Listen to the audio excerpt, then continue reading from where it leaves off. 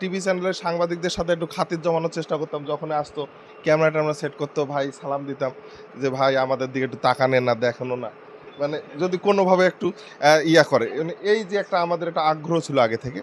আর এখন এই টিভি চ্যানেলের সাংবাদিকদের সাথে বসে এই প্রোগ্রাম করতে পারতেছি, এটা আসলে আমাকে অনেক গর্বিত করেছে যে আগে যাদেরকে ভাই একটু ক্যামেরাটা দেখান, এখন তাদের সাথে আমাদেরকে এই সম্মানিত করেছে। আমরা চেষ্টা করি তাদের সম্মানিত করার, আমাদের ইনফরমেশন দিয়ে, তথ্য দিয়ে, আমাদের এই অফিসারদের যে আমরা হয়তোবা আমাদের কিছু রেস্ট্রিকশন আছে, তারপরেও কিন্তু আমরা কোনো ধরনের কার্পণ্য করি না।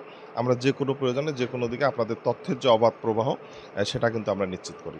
তা আপনাদের এই এনটিভির আপনার কর্মময় জীবন আরও শুভ হোক। এনটিভির 22 বছর আমি চাচ্ছি এনটিভির যে 50তম প্রতিষ্ঠা বার্ষিকী সেটাও আপনি উদযাপন করেন। 2003-এ একবিংশ শতাব্দীর প্রথম বাংলা চ্যানেল যদি আমরা বলি, যে বিনোদন বলি, সংবাদ বলি, যে বেসরকারি চ্যানেল, সেটা হচ্ছে এনটিভি। ইটিভির পরে প্রথম যে চ্যানেলটি আসে এনটিভি, এবং তারা একটা সুস্থ ধারা বিনোদন এবং সংবাদ, তাদের একটা ভালো তারা অবদান রেখে গেছে আমাদের বিনোদন জগতে এবং সংবাদ জগতে, এবং তারা এখন এটি ধরে রেখেছে। আমি তাদেরকে অভিনন্দন জানাচ্ছি এবং সাধুবাদ জানাচ্ছি। তারা এটি বস্তুনিষ্ঠ সংবাদ সহ বিনোদনের ক্ষেত্রে তাদের এই বাংলাদেশে তাদের যে অবদান রয়েছে সেটি তারা কন্টিনিউ করবে। মাসের শুরু এবং সপ্তাহের শেষে যে এত মূল্যবান সময় নষ্ট দিচ্ছেন এত ব্যস্ততার মধ্যে, আমরা খুবই আন্তরিক এবং খুবই আনন্দিত, এবং আগামী দিনের এনটিভির পথচলা আরও সুন্দর সাফল্য কামনা করতেছি।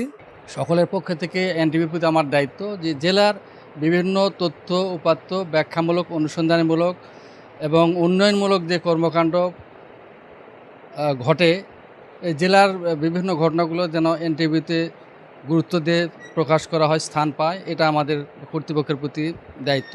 তাহলে হবে কি, আমাদের এখানে প্রশাসন সহ বিভিন্ন শ্রেণী পেশার লোক, বিভিন্ন উদ্যোক্তা, এদের মধ্যে এই প্রচারের সাথে সাথে একটা ইতিবাচক মনোভাব তৈরি হবে। 2019 সালের ঈদে আপনাদের এনটিভিতে 7 দিনব্যাপী একটা রম্য বিতর্কের অনুষ্ঠান দেখা হয়, ঈদ উপলক্ষে বিতর্কের প্রোগ্রাম। তো তখন সম্ভবত 3 নাম্বার বা 4 নাম্বার দিনে আমাদের ছিল ফ্যামিলির সদস্যদের নিয়ে এটা মজার আর কি রম্য বিতর্ক হয়।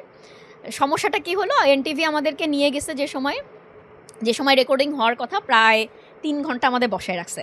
ওই দিন আবার আমার ছুটি শেষ, আমি ব্যাক করব, আমাদের তখন ট্রেনিং চলে, ল ট্রেনিং চলে শাহবাগে। তা আমি মোটামুটি একটা সময় খেপে যেয়ে আমি বলছি, ভাই এইভাবে তো হয় না, আপনি সে কখন নিয়ে আসছেন, বলছেন দুপুর 12টায় হবে, এখন বাজে দুপুর 3টা, এখনও রেকর্ডিং শুরু হচ্ছে না, রেকর্ডিং শুরু হলে লাগবে আরও 2 ঘন্টা সময়, 1 ঘন্টার ভিতর বিশাল ঝামেলা। তখন সামিয়া রহমান আপনাদের এই অনুষ্ঠানের প্রযোজক, ওনার সাথে একটা পর্যায়ে আমার বেশ ঝামেলা। তারপরে যাই হোক, 4:30টার দিকে, 12টার সময় নিয়ে বসে রাখছে, 4:30টার দিকে ওনারা রেকর্ডিং শুরু করে 6টায় শেষ করে আমাদের 6টার সময় ছাড়লো। তো মানে এটা একটা আমার জন্য বেশ মজার একটা ছিল। একটা পর্যায়ে ওনারা আমাদেরকে খাবার টাবার এনে খাওয়াইলেন, কিন্তু বেশ একটা মজার সিচুয়েশন ছিল।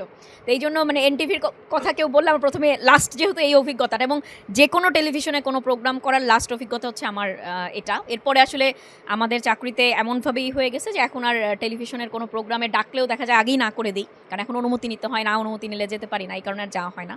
তো সর্বশেষ অভিজ্ঞতাটা ছিল এনটিভির সাথে, আপনাদের মেইন হেডকোয়ার্টারে যে রেকর্ডিং করে আসার অভিজ্ঞতা একটা আছে, এই জন্য এটা শেয়ার করলাম। আপনাদের জন্য শুভকামনা থাকবে, যেভাবে আপনাদের পথ চলা 22 বছরে ছিল তার চেয়ে আরও বেশি বেগবান হোক, তার চেয়ে বেশি আরও উন্নত হোক, সুন্দর হোক।